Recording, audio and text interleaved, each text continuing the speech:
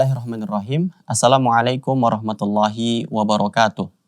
Alhamdulillahirabbil alamin wassalatu wassalamu ala nabiyyina Muhammadin wa ala alihi wa ashabihi wa man tabi'ahum bi ihsanin ila yaumiddin. Amma ba'du. Kaum muslimin yang dirahmati oleh Allah Subhanahu wa taala, kita kembali lagi di dalam program Manusia Pilihan yang akan mengulas salah sosok seorang tabi'in yang sangat agung di zamannya. Beliau bernama Raja bin Haywah. Ya, di zamannya ada 3 tokoh tabi'in yang sangat dikenal, di mana mereka saling bersepakat di atas kebenaran, di atas ketakwaan, dan di atas kebajikan. Mereka bernama Muhammad bin Sirin dari Irak, Al-Qasim bin Muhammad bin Abi Bakar dari Hijaz, dan Raja bin Haywah dari Syam. Bagaimana kisah hidup sosok tabi'in Raja bin Haywah ini? Raja bin Haywah dilahirkan di negeri Palestina dari Bani Kinda. Ya, beliau termasuk keturunan Arab. Sejak kecil Raja bin Haywah sudah gemar menuntut ilmu. Di antara guru-gurunya itu ada yang bernama Muawiyah bin Abi Sufyan, kemudian Abu Sa'id Al-Khudri, kemudian Abu Darda, kemudian Abdullah bin Amr bin As, dan Nawas bin Sam'an. Raja bin Haywah memiliki moto kedisiplinan di dalam hidupnya, sehingga dia sering mengulang-ulang, yaitu apa yang dikatakan, betapa indahnya Islam bila berhiaskan iman, betapa indahnya iman bila berhiaskan takwa, betapa indahnya takwa bila berhiaskan amal, betapa indahnya amal bila berhiaskan kasih sayang. Itulah moto hidupnya Raja bin Haywah yang selalu diulang-ulangi dan dikenal banyak orang. Raja bin Haywah selain sebagai seorang ulama yang ahli dalam bidang fikih, dia juga menjadi seorang menteri di zaman Khalifah Bani Umayyah. Dia dikenal sebagai sosok perdana menteri yang cukup lama membersamai para khalifah di zaman Daulah Bani Umayyah.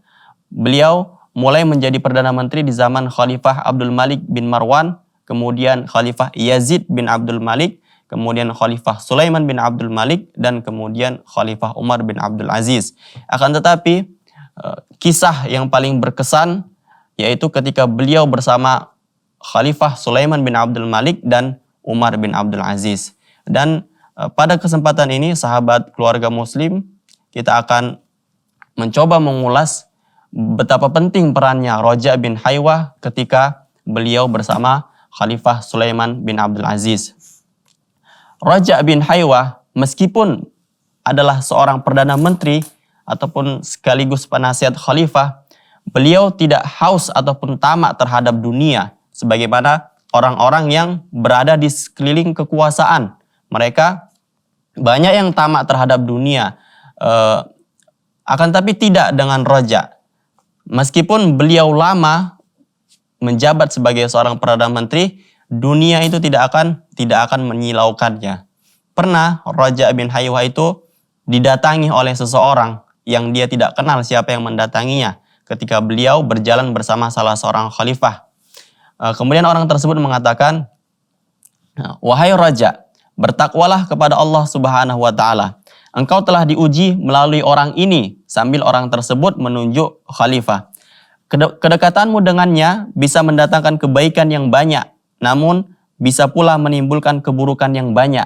Maka jadikanlah kedekatanmu dengan khalifah sebagai sarana untuk mendekatkan kebaikan bagi dirimu dan orang lain.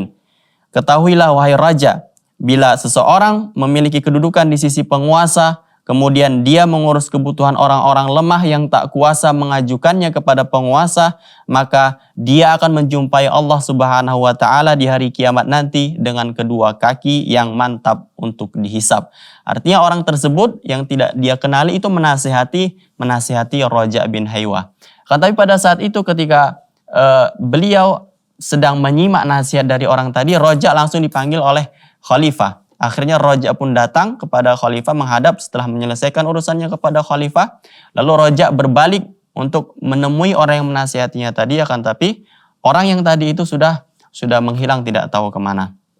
Nah, Begitulah Raja bin Haywah, meskipun dalam posisinya yang sangat strategis di lingkaran kekuasaan atau kekhalifahan kaum muslimin, pada saat itu beliau tetap mendengarkan nasihat dari orang lain. Ya, beliau tetap menerima kritikan dari orang-orang yang jauh di bawahnya, dari rakyat biasa, sebagaimana yang saya sebutkan tadi di dalam kisah Raja bin Haywah. Nah, kemudian Raja bin Haywah termasuk perannya adalah sering menasihati khalifah yang memimpin pada saat itu. Dia banyak membimbing ke arah sikap jujur khalifah Bani Umayyah, hingga tertulis dalam lembaran sejarah yang paling indah, diriwayatkan dari generasi ke generasi sebagai tokoh salaf. Sebagai contohnya, peristiwa di mana suatu hari ada yang mengadu kepada Khalifah Abdul Malik bin Marwan. Ada seorang rakyat yang terlalu memuji Abdullah bin Zubair, ya, sehingga hal ini sampai ke telinga Khalifah Abdul Malik bin Marwan pada saat itu. Khalifah Abdul Malik bin Marwan merasa gusar, merasa marah terhadap perilaku orang tersebut, sehingga orang tersebut pun diperintahkan agar dia itu ditangkap dan dihadirkan di hadapan Khalifah Abdul Malik bin Marwan. Akan tapi ketika orang tersebut dihadirkan dan Khalifah pada saat itu sedang marah dan ingin membunuh orang tersebut, maka Raja bin Haywah yang pada saat itu hadir, kemudian beliau menenangkan Khalifah. Apa katanya? Wahai Khalifah, sesungguhnya Allah telah memberikanmu kekuasaan, Allah telah memberikanmu kuasa sehingga kamu bisa melakukan apapun yang kau mau, maka sekarang lakukanlah sesuatu sehingga Allah ingin engkau melakukan apa yang Allah mau. Maksudnya apa? Artinya maafkanlah dia gitu. Karena Allah ingin kita itu menjadi seorang yang pemaaf. Dengan nasihat yang disampaikan oleh Raja bin Haywah itu, akhirnya Khalifah Abdul Malik bin Marwan pun memaafkan orang yang terlalu memuji Abdullah bin Zubair tadi. Sahabat keluarga muslim, jangan kemana-mana, karena insya Allah kita akan kembali setelah jeda berikut ini.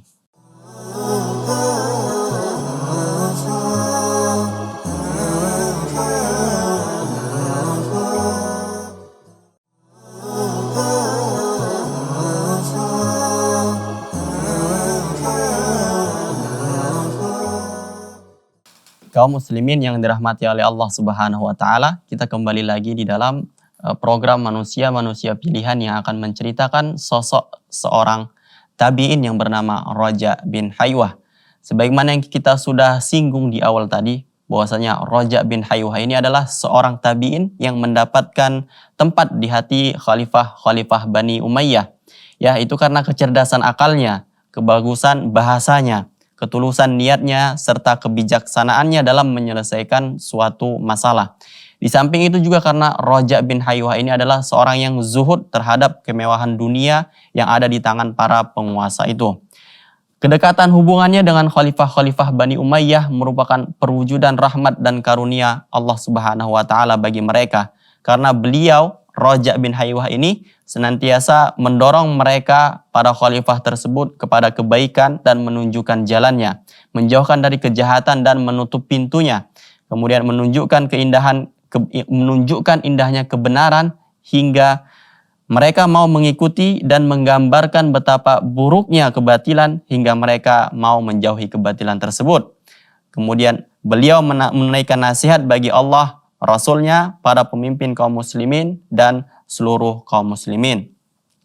Kaum muslimin yang dirahmati oleh Allah Subhanahu wa taala, pada tahun 91 Hijriah, Khalifah Al-Walid bin Abdul Malik menunaikan haji didampingi oleh Raja bin Haywah dan Umar bin Abdul Aziz. Sesampainya di Madinah, ketika itu Madinah dipimpin oleh Umar bin Abdul Aziz. Mereka melihat Masjid Nabawi ini perlu dilebarkan ataupun diperluas, sehingga Khalifah Al-Walid bin Abdul Malik pun berkeliling ke sekitar Masjid Nabawi untuk melihat-lihat dan mengukur untuk kebutuhan perluasan masjid tersebut.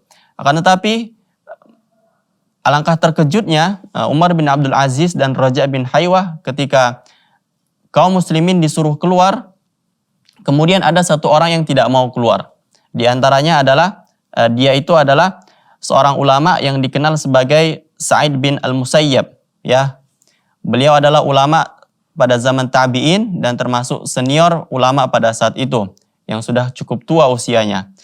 Ketika itu Umar bin Abdul Aziz meminta Sa'id bin Al-Musayyab agar pergi, akan tetapi Sa'id bin Al-Musayyab itu menolak karena dia tidak akan pergi melainkan di waktu di mana dia memang harus pergi sesuai dengan jadwal yang sudah dia atur. Nah, kemudian karena dia menolak, maka Umar bin Abdul Aziz pun meminta agar Sa'id bin Al-Musayyab ini berdiri untuk menghormati ulama tersebut. Akan tapi Sa'id bin Al-Musayyab pun menolak. Kenapa? Karena dia datang ke Masjid Nabawi itu untuk mengagungkan ataupun membesarkan Allah Subhanahu wa taala. Beliau bukan untuk memuliakan seorang khalifah di masjid tersebut. Nah, karena penolakan ini, maka Umar bin Abdul Aziz dan Raja bin Haywah pun memalingkan Khalifah Al-Walid bin Abdul Malik untuk tidak datang ke tempat duduknya Sa'id bin Al-Musayyab. Kenapa? Karena jika dia melihat hal itu terjadi, maka dia akan marah kepada ulama tersebut. Maka untuk menghindari perselisihan antara seorang penguasa dan seorang ulama, disinilah Raja bin Haywah dan Umar bin Abdul Aziz pun memalingkan khalifah untuk pergi ke tempat lain. Akan tetapi, akhirnya Al-Walid bin Abdul Malik pun melihat Sa'id bin Al-Musayyab tersebut. Kemudian beliau mengatakan, bukankah dia itu Sa'id bin Al-Musayyab, katanya. Benar wahai khalifah, dijawab oleh Umar bin Abdul Aziz dan Raja bin Haywah. Kemudian mereka pun merasa takut gitu. Kenapa Sa'id bin Al-Musayyab ini tidak mau disuruh keluar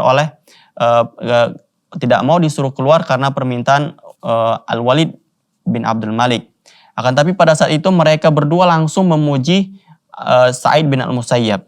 Beliau adalah orang tua, beliau adalah ulama, beliau tidak melihat bahwasanya kamu datang wahai khalifah sehingga beliau tidak menyalamimu. Kemudian mereka memuji-muji kebaikan Sa'id bin Al-Musayyab.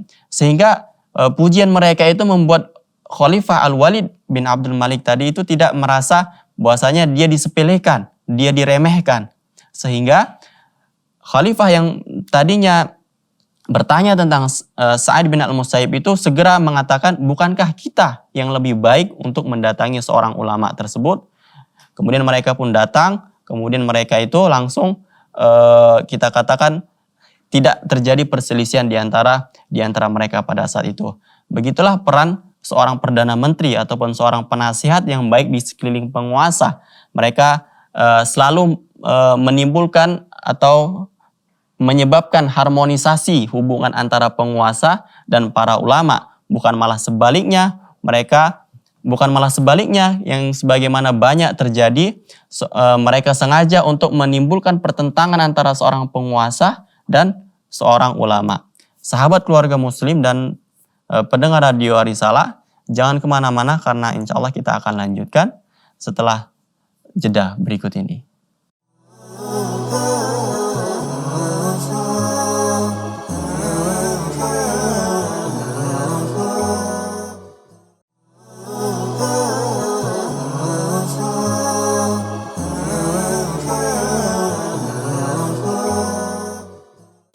Sahabat keluarga muslim dan pendengar radio Arisalah yang dirahmati oleh Allah Subhanahu wa taala, kita kembali lagi di dalam program Manusia-Manusia Pilihan yang mengulas tentang sosok tabi'in yang bernama Raja bin Haywah radhiyallahu anhu.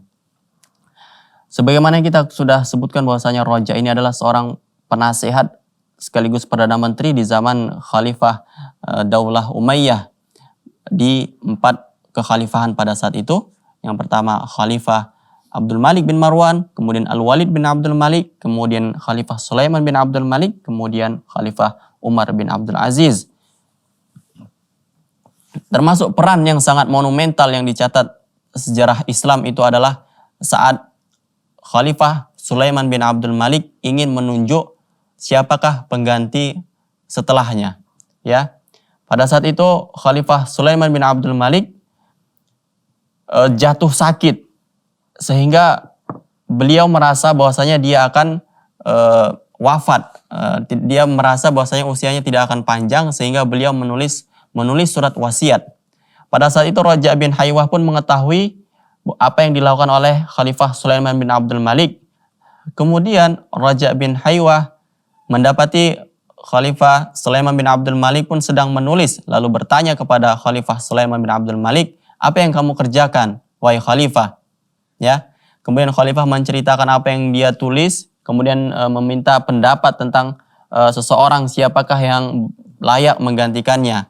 Pada saat itu Khalifah merekomendasikan beberapa nama. Pada saat Khalifah menyebut namanya, nama anaknya yang bernama Ayyub, kemudian apa kata Raja' bin Haywah? Bukankah beliau itu masih terlalu kecil? Bagaimana orang yang masih sangat kecil dikasih jabatan untuk memerintahkan kaum muslimin?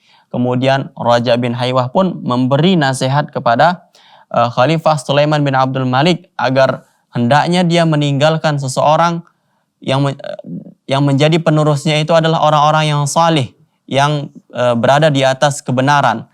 Artinya bukan hanya sekedar karena mereka itu adalah keturunannya, maka itulah yang berhak meneruskan jabatan khalifah pada saat itu.